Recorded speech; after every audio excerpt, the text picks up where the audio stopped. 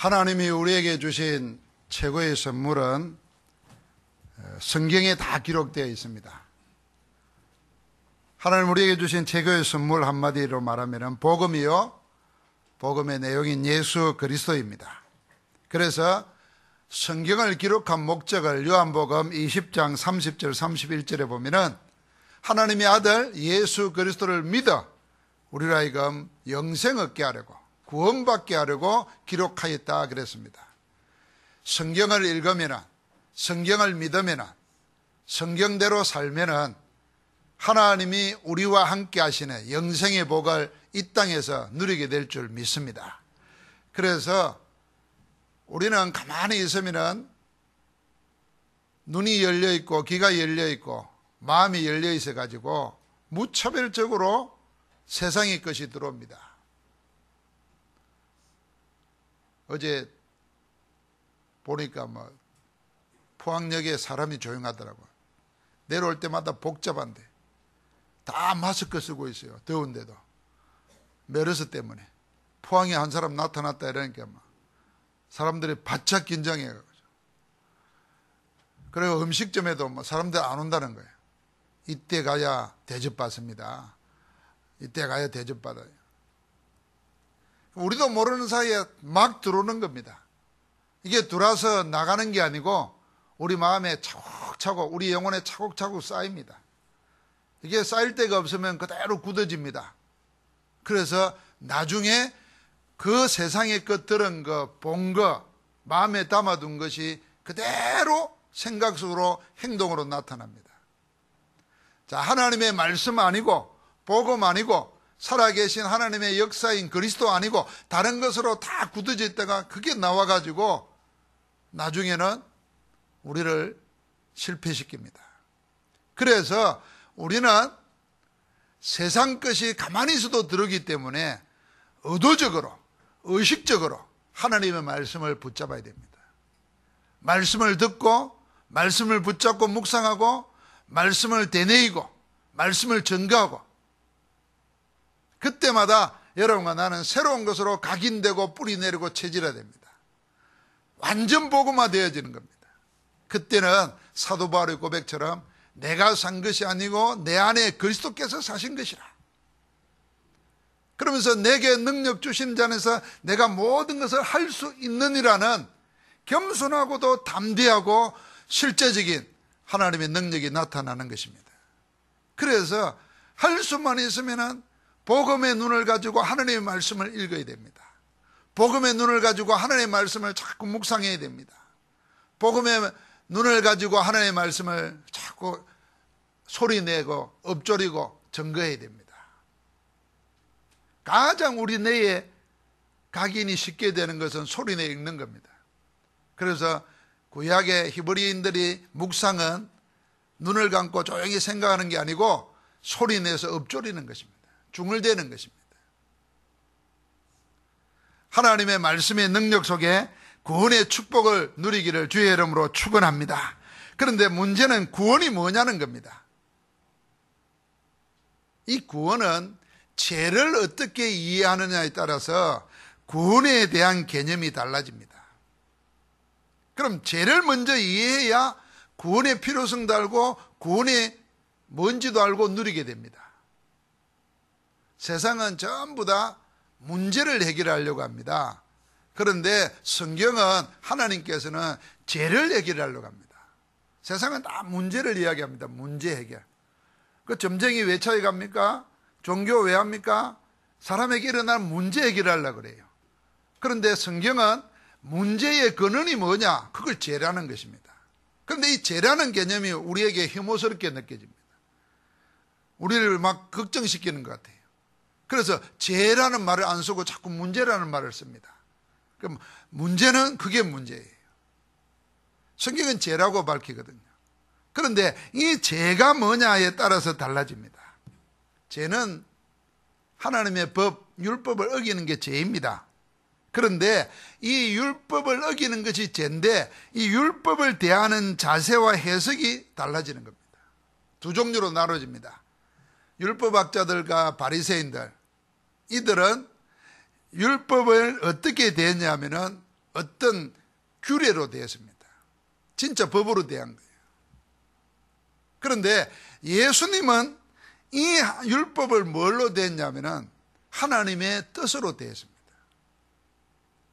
이 율법을 규례로 인간이 꼭 지켜야 되고 지키지 않으면 망하는 규례로 이해하느냐, 아니면 그 문자 뒤에 담겨있는 하나님의 뜻으로 이해하느냐에 따라서 달라지는 겁니다.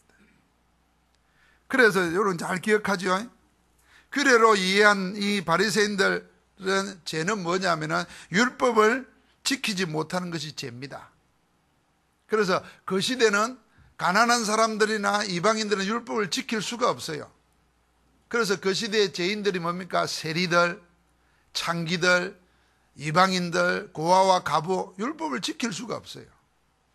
쉽게 말하면 하루 벌어 하루 살아야 되는데 안식일을 지킬 수가 없는 겁니다. 그러면 죄인이에요. 그게 죄였습니다. 인간의 행위를 가지고 다 규정을 하는 겁니다. 그런데 예수님은 하나님의 뜻을 떠난 것이 죄입니다. 하나님의 뜻을 모르는 게 죄예요. 그래 예수님은 인간이 겉으로 짓는 이 행위보다도 더 근원적인 근본적인 것을 문제 삼은 겁니다. 그래서 예수님 당시에 제일 많이 책망받았던 자들이 누구냐면은 이 율법학자들과 바리새인들이었습니다. 하나님의 뜻은 감추어두고 모르고 자꾸 겉으로 드러난 규례만 가지고 죄인으로 취급하거든요. 그래서 예수님이 누굴 찾아갔어요? 세리들, 과부들, 가늠해서 고통당하는 자들. 그러니까 사람들이 뭐라 그랬습니까? 저기 죄인들의 친구라 그랬어요. 자, 예수님이 생각하는 죄와 율법학자들이나 바리새인들이 생각하는 죄가 달랐습니다. 오늘날도 마찬가지입니다. 우리가 복음적인 성경을 믿는 사람들이 생각하는 죄와 세상 사람들이 생각하는, 종교인들이 생각하는 죄는 다릅니다. 우리는 전부 다 어떤 법을 어기면 다 죄잖아요. 그런데 우리는 그게 물론 죄지만 죄 지을 수밖에 없는 근원의 문제를 생각해야 됩니다. 그게 하나님의 뜻을, 하나님 떠나니까 죄를 지을 수밖에 없는 거예요. 자, 이렇게 이해되면 구원도 달라집니다. 그래서 율법학자들이나 바리새인들은 율법 지키는 것이 구원이라 생각했습니다. 그러니까 자꾸 율법의 조항을 가지고 강요를 하는 것입니다.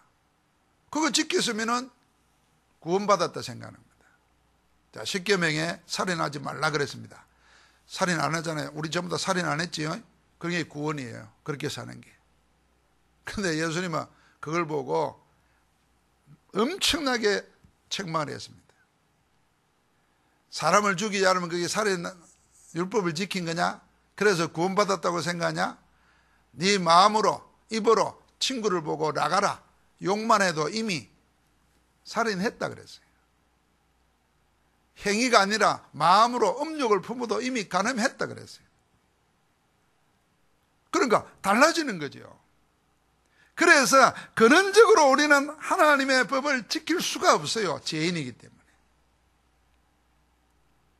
그래서 우리를 보고 그 하나님에게 돌아가는가, 그 하나님을 만나는가, 하나님 떠난 인생이 하나님 만나는가, 하나님 떠난 것이 죄고 그 근원 때문에 그런 죄를 짓게 되니까 빨리 하나님께로 돌아가고 하나님을 만나야 된다는, 그게 구원입니다. 이 하나님 만나도록 하나님께서 예수를 그리스도로 보내주신 것입니다. 그래서 누구든지 그 이름을 믿는 자들, 영접하는 자에게는 하나님의 자녀가 되는 권세를 주셨다 그랬어요. 마음으로 믿어 의에 이르고 입으로 시인하여 구원받게 된다 그랬어요. 인간에게는 길이 없기 때문에. 그럼 여러분과 나는 예수를 그리스도로 믿는다면 우리는 구원받은 자입니까? 못 받은 자입니까?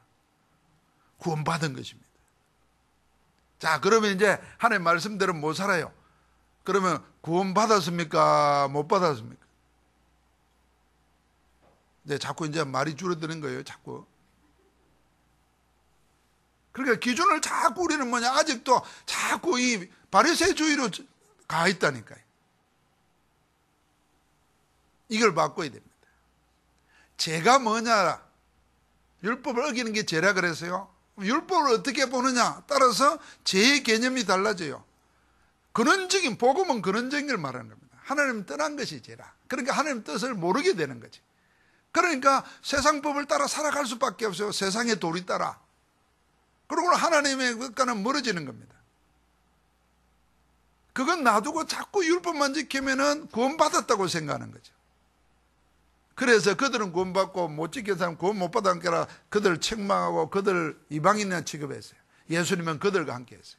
그래서 의사는 건강한 사람에게는 필요 없다. 병든 자에게 필요하다 그랬어요.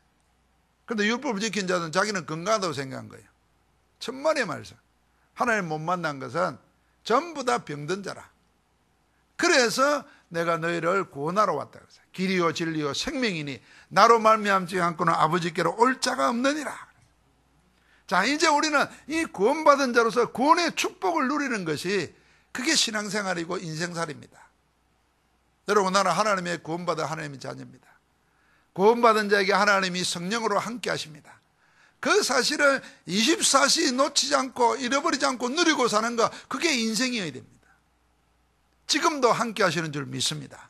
왜 함께 합니까? 여러분과 나를 인도하시려고.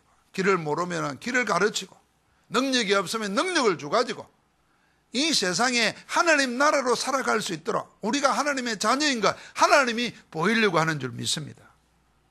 그게 우리의 신분이에요. 그래서 우리를 하여금 그리스도 이름을 주셔가지고 그 이름으로 기도하면서 응답받게 만드십니다. 그 이름으로 세상을 이기며 살도록 만드십니다. 그 이름으로 가는 곳곳마다 하나님 나라를 세우게 하시는 겁니다.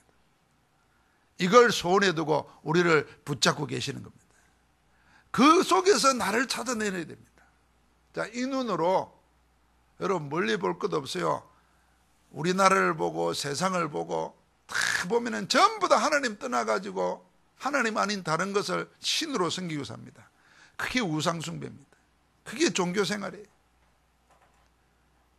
여러분, 저 3,000m, 6,000m 되는 높은 산에 사람들이 거기다가 뭘 만들어 놓고 빈다니까요.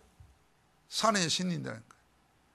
우리나라는 그걸 산신령이라 그러는데 거기 신이 있다는 거예요. 사람들이 신을 찾아서 자꾸 꼭대기로 올라가요. 꼭대기로 올라가면요, 사람이 반 죽습니다. 죽으면요, 비몽사몽간에 다 좋아 보입니다. 노력한 게 아까워서라도 좋다 그럽니다. 여러분, 우리가 막 배를 멀미하면서 몇 시간 타가지고 울릉도 갔어요. 울릉도 가서 보면 아, 좋다 그래야지. 별거 아니네 이럴 사람 아무도 없어요. 고생한 게 아까워가지고. 사람들은 다 그러다니까요. 그런데 하나님이 은혜로 다 줘놓으니까 이걸 귀한 것을 몰라요. 그냥 받은 걸로 생각해요. 하나님이 예수 그리스도로 우리 대신 죽게 하시고 우리를 하여금 사단에게서, 지옥에게서, 운명에서 우리를 건져내셨습니다. 값으로 계산할 수 없는 값비싼 대가를 치르시고 값으로 계산할 수 없어요. 우리에게 은혜로 거저 주시는 겁니다. 그 은혜 안에서 이 축복을 누리고 살기를 주의 이름으로 축원합니다. 그래서 세상에는요, 성경에 밝힙니다. 말세 시대가 되면은 성경에만 이런 일이 생길 거다고 말해놨습니다. 그게 우리가 마태복음 24장 25장에 주님이 직접 말해놨습니다. 전쟁이 일어나고 첫째에 기근이 일어나고 민족이 민족을 통해서 싸우고 그러면서 자연재해가 일어납니다. 여러분 생각해 보십시오. 바이러스, 여러분과 나도 잊어버리고 있었는데요, 이 지금 우리가 10명에 11명이 죽었잖아요. 메르스 때문에. 몇 년 전에 신종플루 때문에 몇 사람 죽었는지 모르죠. 276명 죽었대요. 근데 이제 다 잊어버려서. 근데 메르스 10명 죽었는데 11명 죽었는데 더 공포가 오네. 그 왜인가 하면 이거는 치료약이 없어요. 아직 개발이 안 됐어요. 신종플루 때는 무슨 이거 먹기만 하면 낫다고 그랬지만 지금 그것도 없어요. 자, 이거 잡고 나면 또 다른 게 또 와요. 왜냐하면 자꾸 변종이 생겨요. 갈수록 더 심해져요. 그게 무슨 특별한 게 아니고 자연 재해와 처치의 기근과 저주와 재앙이 마지막 때가 되면 일어난다는 것입니다.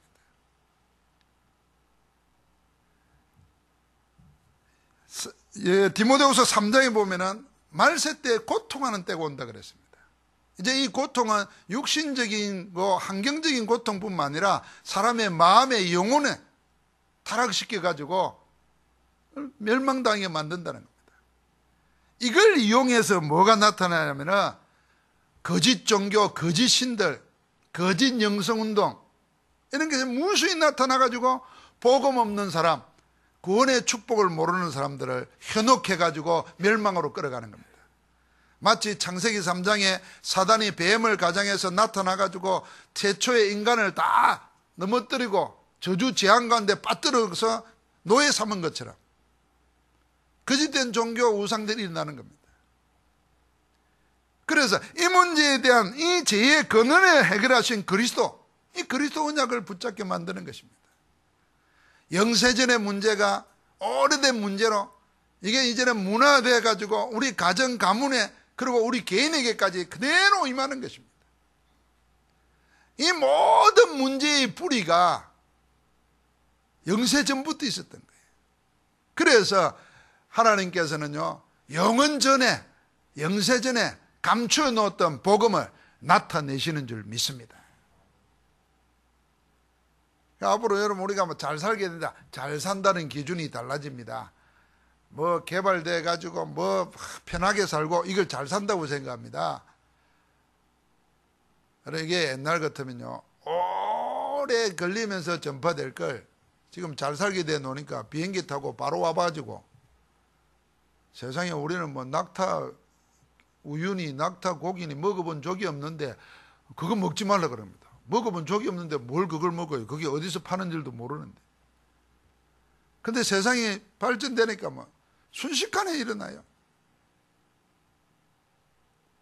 이 마지막 때 이 얼음을, 문제가 아니라 이 얼음을 이용해 가지고 인간을 멸망으로 이끌어가는 악한 세력들이 있습니다. 그걸 성경에 보면은 흑암 세력이라고 하는 것입니다.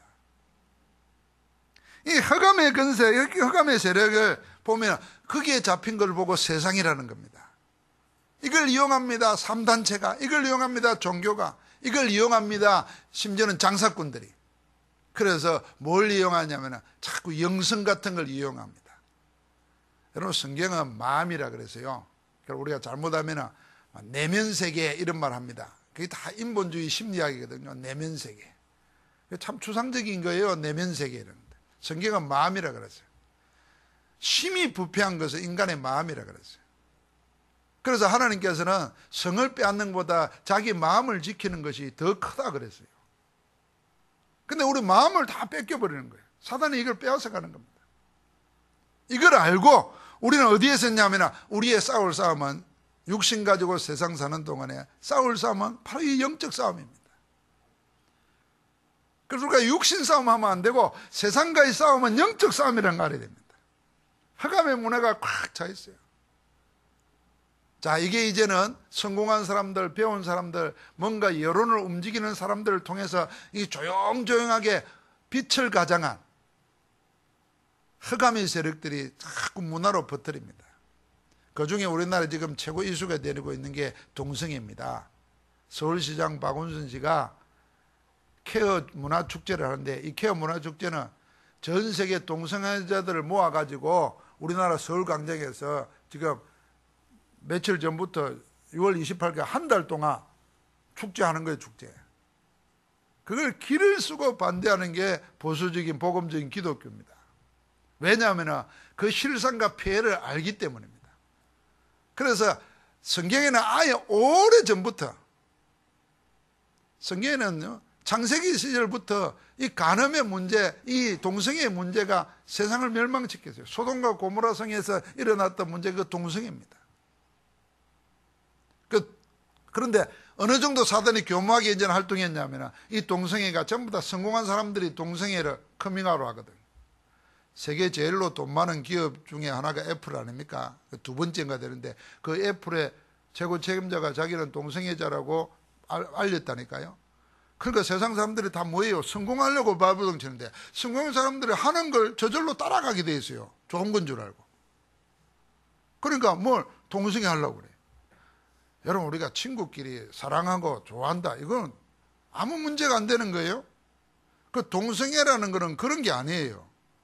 성관계를 말하는 거예요. 그래가지고 같이 삽니다.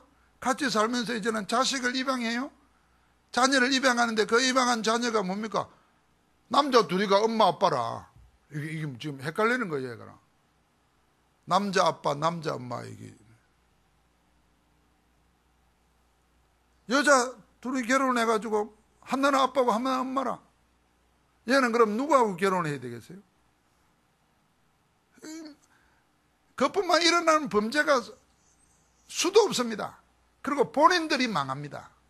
제가 전에도 말했습니까? 차마 강단에서 말하기 힘들 저주재앙이 몸에 나타납니다.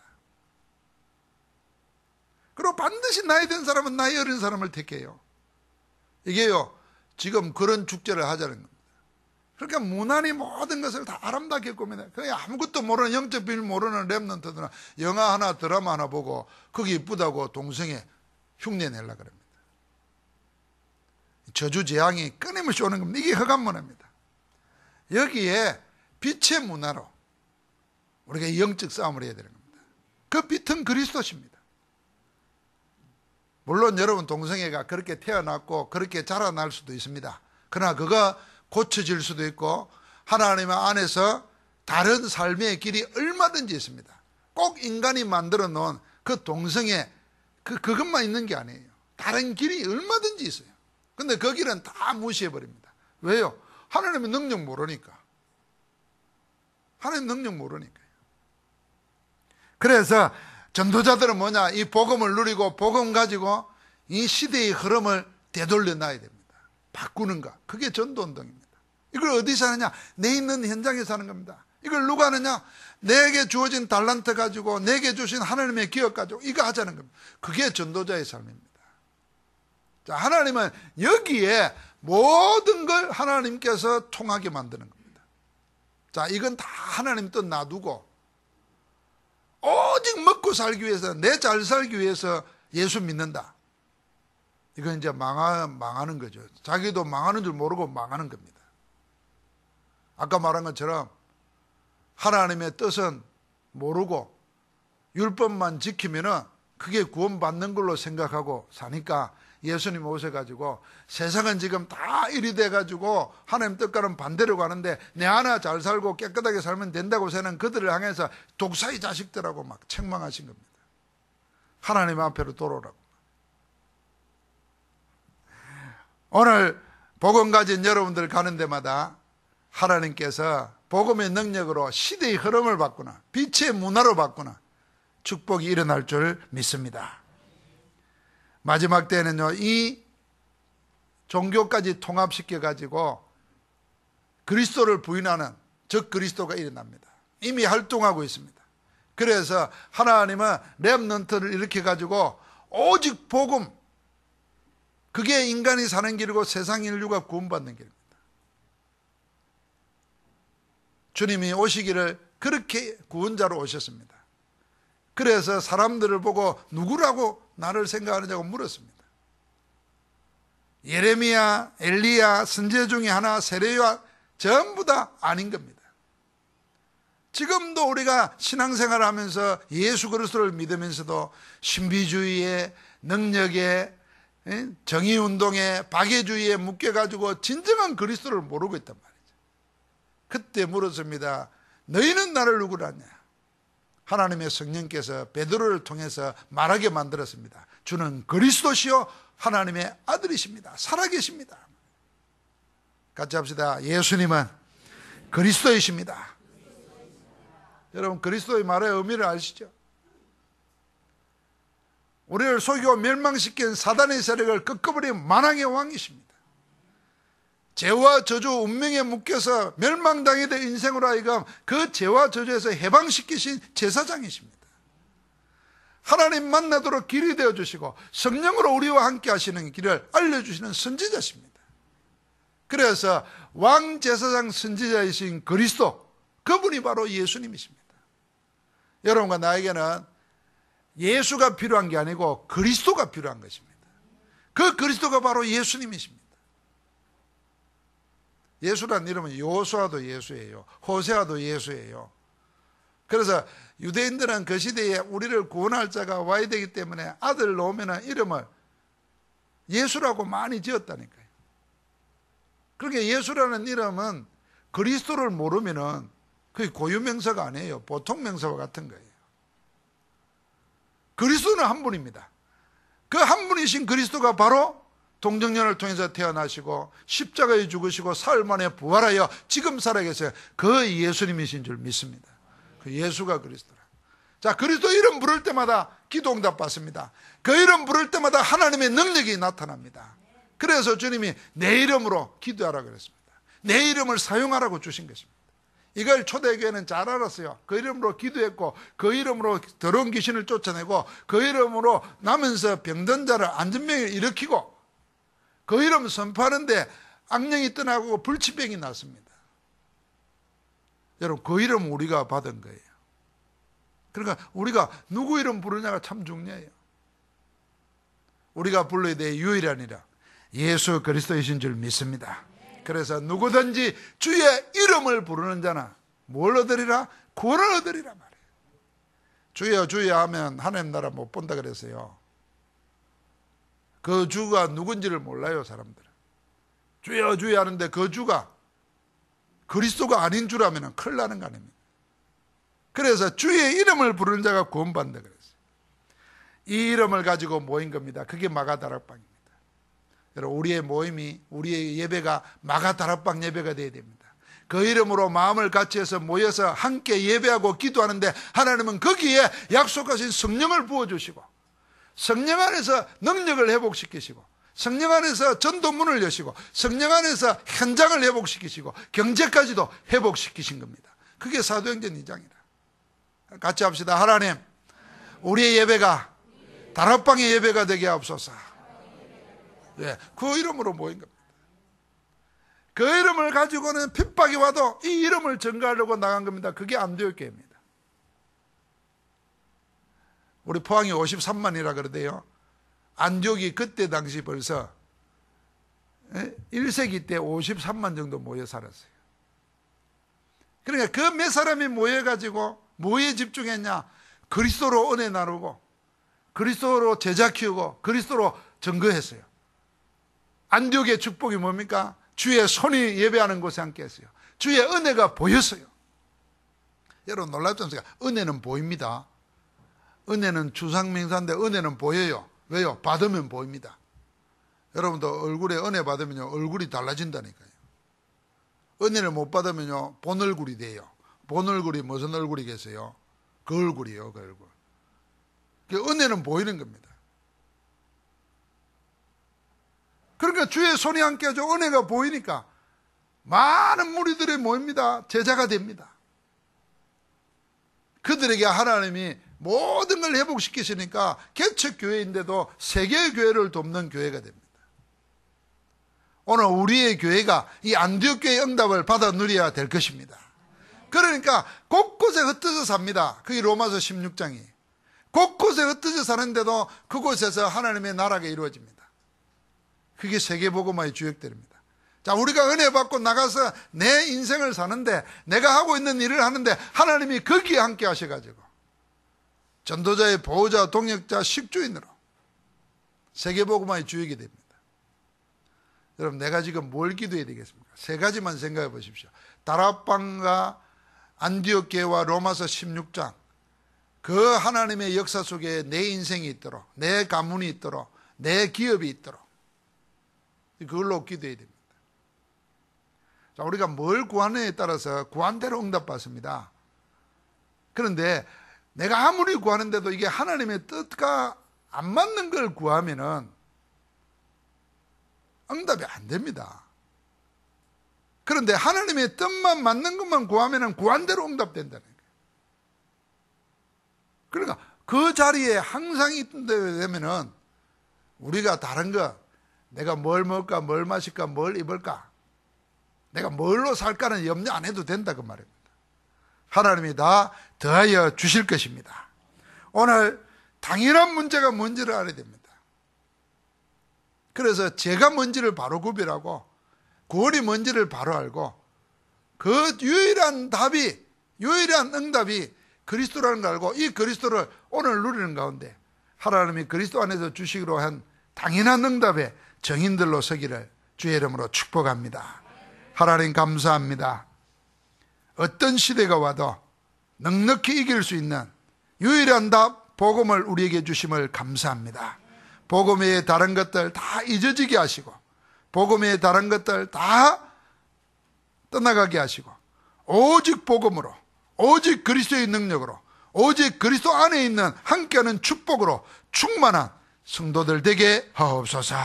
그래서 이 시대에 숨은 고통 당하는 자들을 살려내는 참 정인으로 우리를 보내시옵소서. 우리와 함께 하시는 주 예수 그리스도 이름으로 기도하옵나이다. 아멘.